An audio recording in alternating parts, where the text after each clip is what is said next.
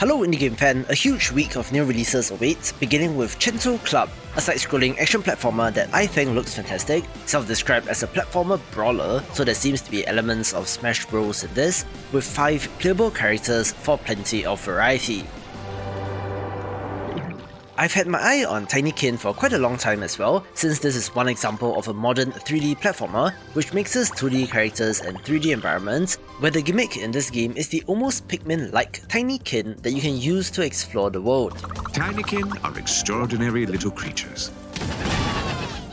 Alone, they rarely pose a threat. But in great numbers, they are exemplary. Look, here's some now. Ah, the purple Tinykin. Extremely powerful despite their small stature. Look here, green Tinykin. Extremely resourceful in reaching daring new heights. Stand back, unless you want a blue Tinykin to zap you with a powerful electric current.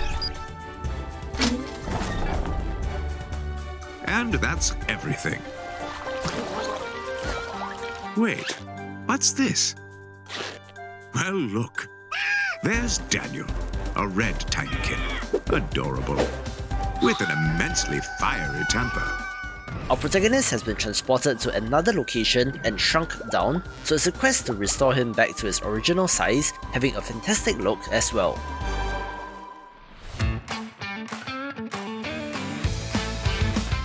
This video is brought to you by ForeVR Cornhole, a casual VR sports title that is fun for the family. For non-Americans like me, Cornhole is a lawn game that is commonly played in North America, where you're attempting to throw a beanbag into a hole, with a scoring system that accounts for landing your beanbag on the wooden board as well, which translates quite nicely into VR as you would expect of a physics-based title.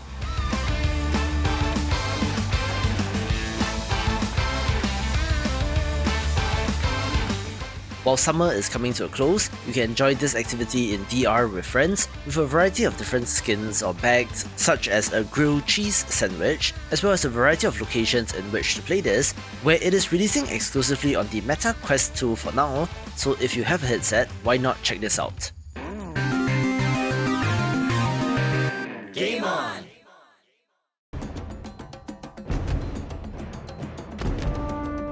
It has been a good year for fans of Heroes of Might and Magic, since while that franchise remains dormant with Ubisoft, indie developers of all kinds have released similarly inspired games, with the Dragoness Command of the Flame being of interest. This looks very much like its inspiration, down to the turn-based combat, and does have overworld exploration, mines to capture, castles to build up, and units to recruit, so fingers crossed this will be good.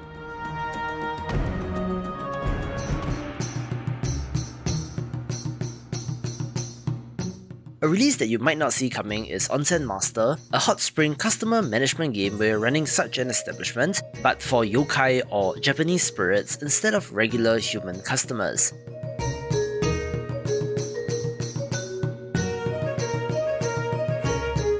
This looks like the time management games of the past like Diner Dash, where you need to rush about to provide your customers what they need, prioritizing and managing timers, all with a nice look and cute theme.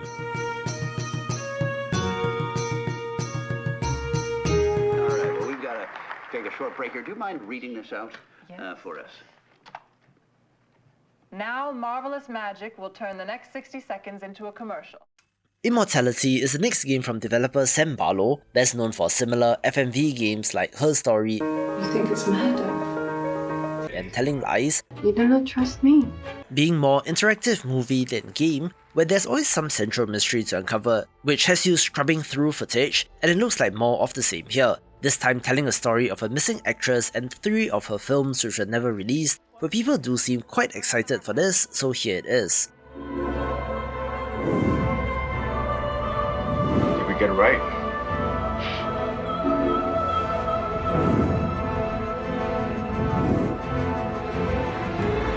Give us a turn. It's not who you think he is. Are you honey? Is she okay? What is it about your hobby that keeps you coming all the way out here? Is it the freedom? Wandering in search of that perfect spot? There are quite a number of bigger, not so indie but not quite AAA games this week, beginning with Call of the Wild, The Angler, another sign that I'm becoming more of a dad, since it's an open world fishing game that looks kind of neat, where this developer is known for this type of game, so I hope their latest entry is polished and filled with content. And help the locals long past sunset. But you just keep coming back.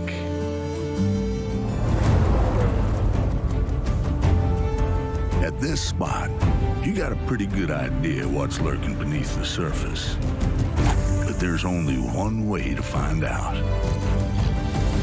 Whether it's the one you write home about or the one that gets away, that feeling is what gets you hooked.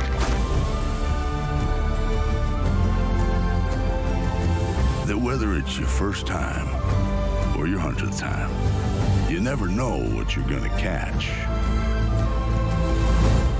until it's caught.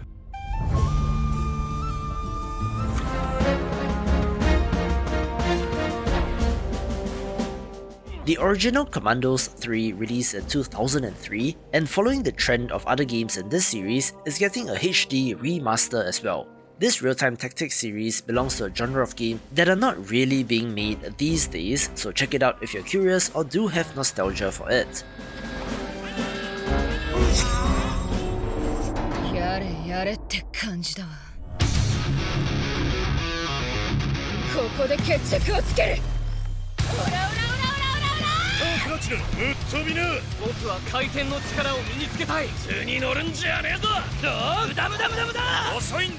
We have a couple of anime games this week as well, one of which is JoJo's Bizarre Adventure All-Star Battle R, a fighting game based on the anime series that has gained a lot of momentum in recent years, having the trademark weird characters and bombastic action, where I hope that you didn't have the same brain farts as me in thinking that this was a battle royale game.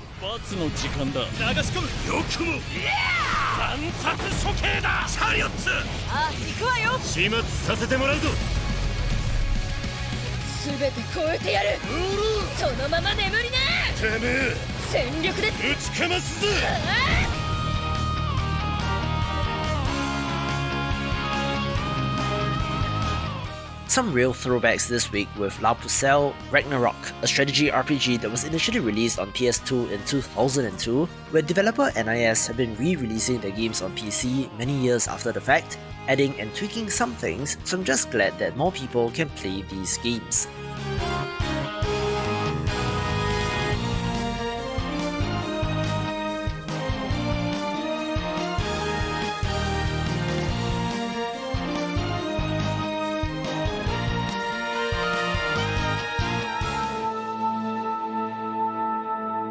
Chasing after Liza, the White Whistle! And thus, the one she risked her life to protect is still going strong to this day. Leader, I'm gonna do my best! Our second anime title is Made in Abyss Binary Star Falling into Darkness, a third-person action-adventure game based on the popular series centered around a huge hole in the world known as the Abyss, where this game is split into two parts, one where you're reliving the events of the anime in Season 1, and another where you play as an unnamed cave raider in an original story, where this series is much darker and more disturbing than it looks. You're also drawn to the charm of the Abyss. Let's go!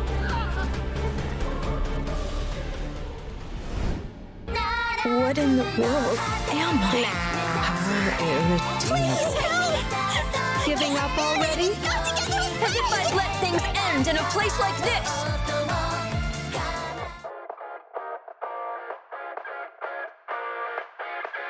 Someone has finally done it. Since first-person simulation games are so popular, someone managed to convince the MythBusters people to lend their license to this game, and who knows, it might just be a hit.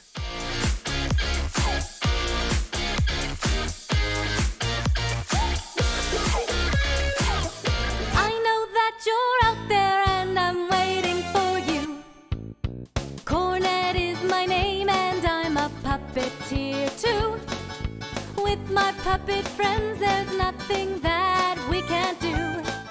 Our second NIS title for the week is Rhapsody, a musical adventure, a tactical RPG from 1998 where the musical aspect of this is super neat and the timelessness of pixel art shines through, with this in particular being of interest since apparently it laid the foundation for the Disgaea series of SRPGs.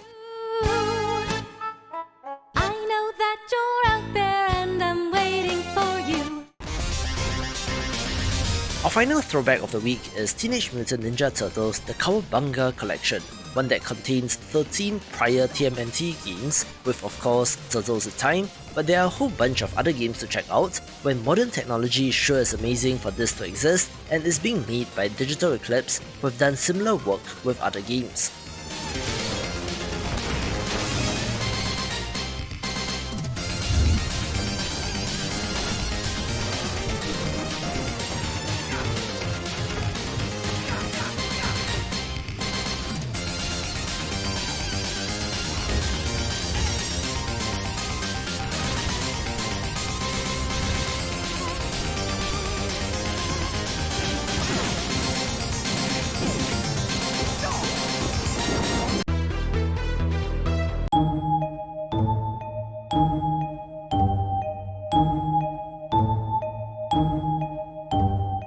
Smaller games begin with A Pet Shop After Dark, a horror point-and-click adventure game where you're warned not to turn off the lights, where the cute visuals hide something much more sinister.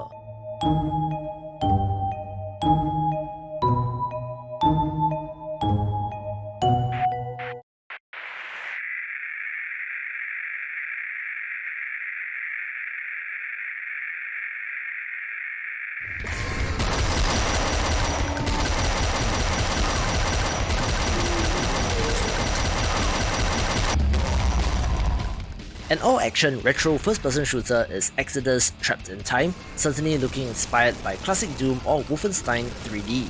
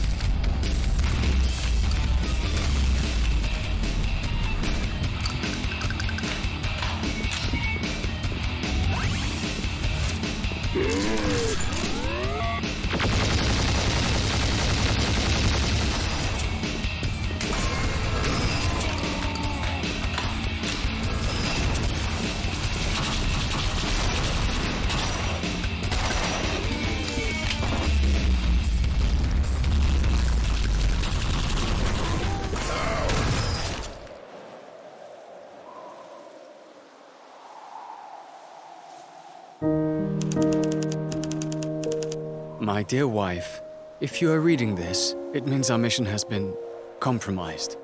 Gerda, A Flame in Winter is quite a curious game, since it self-describes as a narrative RPG about the life of a woman in a small Danish village in World War II, which is based on a true story, with the lo-fi but not exactly PS1 look is interesting. To our cause, that these papers are delivered to the Sparrow.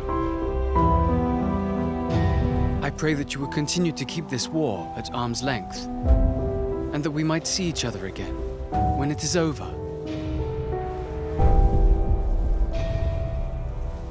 Yours forever, Anders.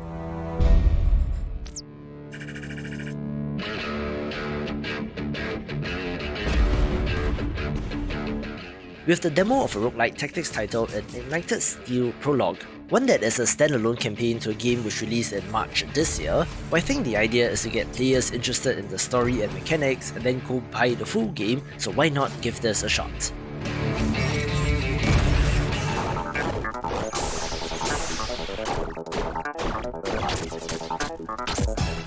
Neophyte is a top-down action roguelite that looks awesome, one that does look to be inspired by Vampire Survivors once again, but with some of the cleanest pixel art that I have seen.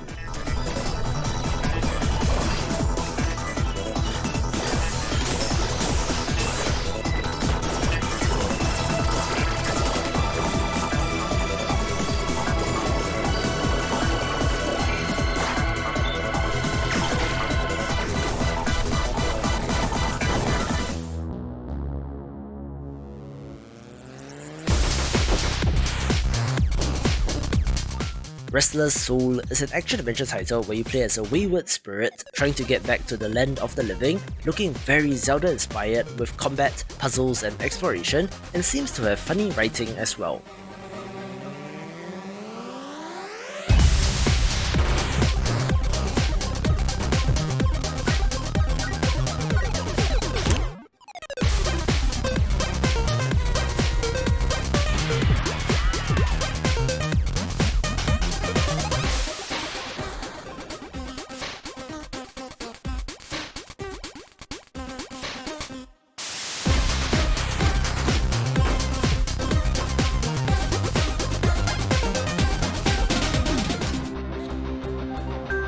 Let's kick off the top 5 with Mechanic Bot, a roguelite auto-battler where you're on a mission to fix the sun.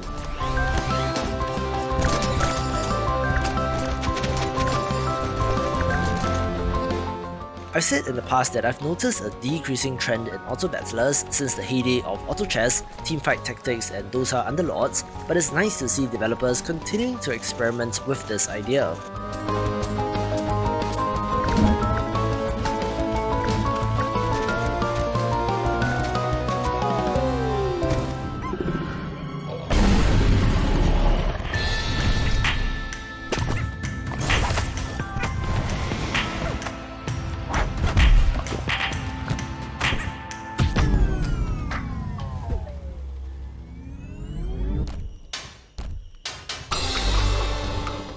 Zor, Pilgrimage of the Sloths is a deck-building roguelike game about these adorable creatures finding a way to survive, exploring and making a way through dangerous wilderness with all sorts of monsters and dangerous terrain.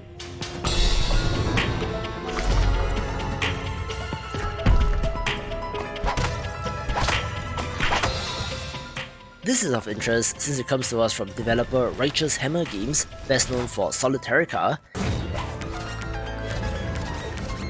which is a game that I love, but that was released in 2016, so I do wonder what happened in the 6 years in between.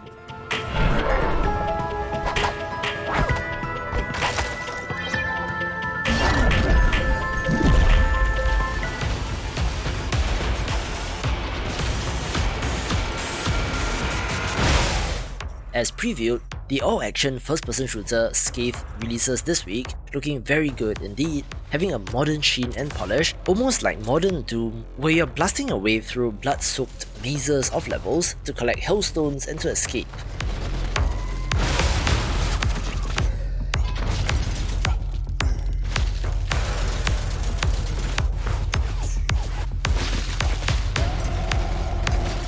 The drop in and out co-op is of interest, as well as the level design, looking to be of interest to fans of the genre.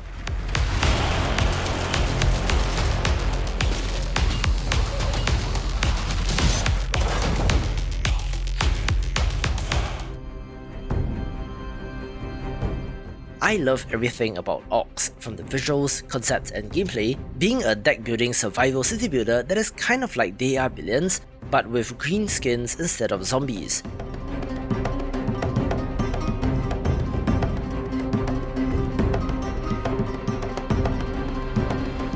You have to build up your resource generation and defenses as best you can, where positioning and timing your abilities are critical, but I do love the number of enemies that it can support on screen, and I do wonder where early access will take this game.